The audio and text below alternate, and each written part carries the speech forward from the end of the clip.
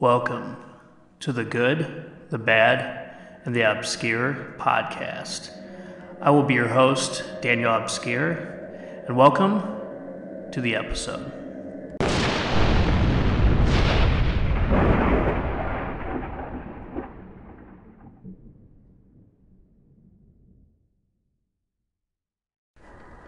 If I were to ask you to name a horror anthology film, which one would come to mind? Creepshow, Trick or Treat, or even Twilight Zone the movie? To me, those are all great choices. But for this episode, I'm going to do a deep dive and talk about the 1990 film The Willies. When I was a kid, I saw Creepshow 2 for the first time and became a fan of horror anthology, and even short films.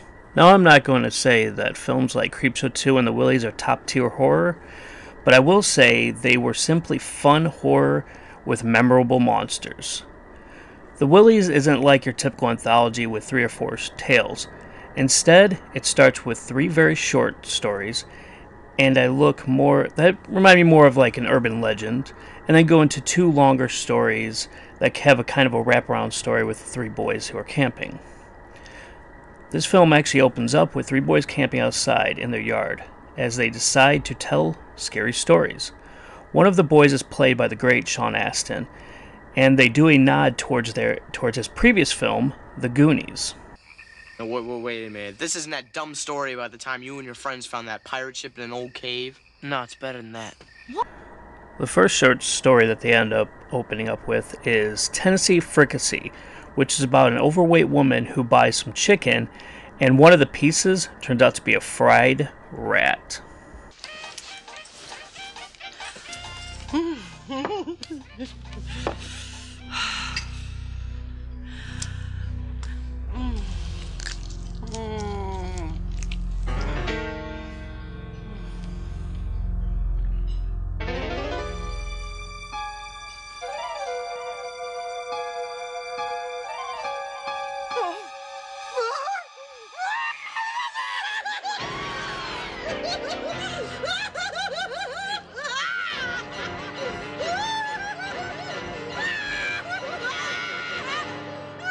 It was a big old rat, extra crispy. The second short story is called Haunted Estate, which is about an old man who dies from fright while riding through a haunted house ride. Please watch your step and enjoy the...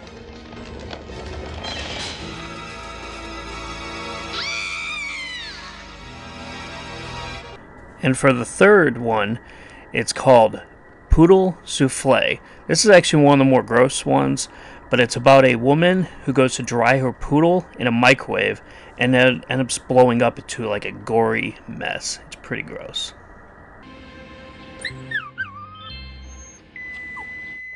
There we go.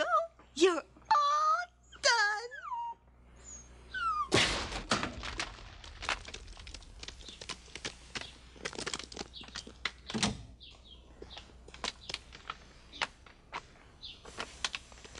Who comes? For me, those 3 are really a lot of fun and very campy and corny.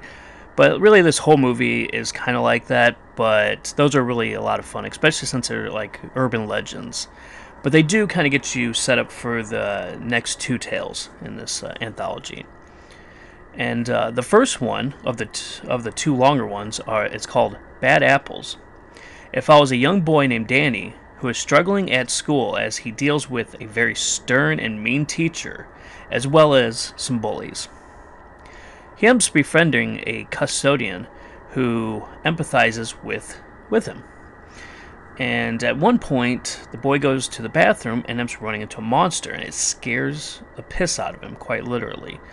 And he thinks it killed Mr. Jenkins, so he goes running back to class, and he tells the teacher, but she doesn't believe him. She just thinks he's crying wolf. The teacher then forces him to go back into the bathroom with her. From there, it gets really bad, because the monster starts attacking all those who treated Danny badly.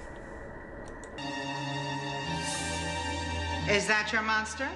That is just a bunch of protector sheets. There is no monster in here, just vandalism. You young people today, you have no sense of responsibility. You just think because this is not your bathroom, you can just come in and throw things right and left, and somebody will come and clean up after you. Where is Mr. Jenkins? He should be cleaning up this mess, not me. Dora Titmarsh did not get a degree in education to be cleaning up toilets. Monster indeed.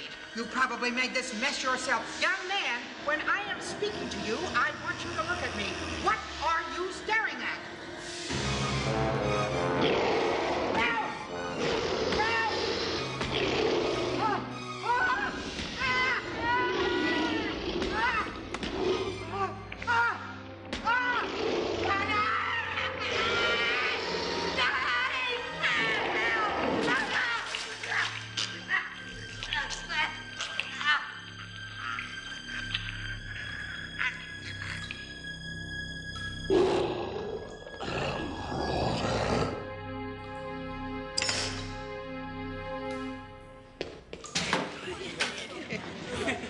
After Danny runs away, and it's revealed who the monster is, it's actually the janitor all along. And from what I've gathered, he actually goes from school to school and does stuff like this. Alright, now we're on to the last story, which is the longest one of them all. I think it's around 45 minutes or so, 45 minutes. And it's called Flyboy.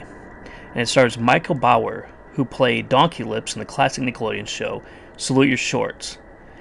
Now in this story, it follows Gordy Belcher, played by Michael Bauer, who is an odd kid who is obsessed with flies and does all sorts of weird stuff with them in his basement. At times, I kind of want to feel bad for this kid, but honestly, he's kind of a jerk. He's rude to his parents, he's rude to everyone at school, and he's especially rude to this farmer who keeps stealing manure from. After being kicked out of school for purposely feeding a girl cookies that had flies in them, kind of make it look like it was like, I guess, raisin cookies, he goes back to steal more manure from Mr. Spivey. But instead of punishing him, he ends up giving him the special manure for his flies. Can I go now? Yep, you're free to go. Oh, wait a minute. Don't forget this. What's that? This is a jar of Spivey's own miracle manure. Only this batch is real different. See, I mixed this up special just for you. Yeah, I put in a few extra heapings of my secret ingredient. So whatever you're using it for, it'll work extra good now. Why are you doing all this? Well, let's just say I hope that this token will solve our differences once and for all. And if I ever need to come back for more? Oh, I don't think you'll be needing any more.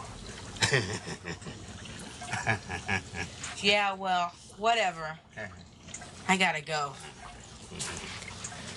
Gordy, not knowing what it can do if he uses it for his flies, still ends up using it. Well, it doesn't work out for him because it ends up turning the flies into like human size, and then basically they get revenge for him for what he's done before.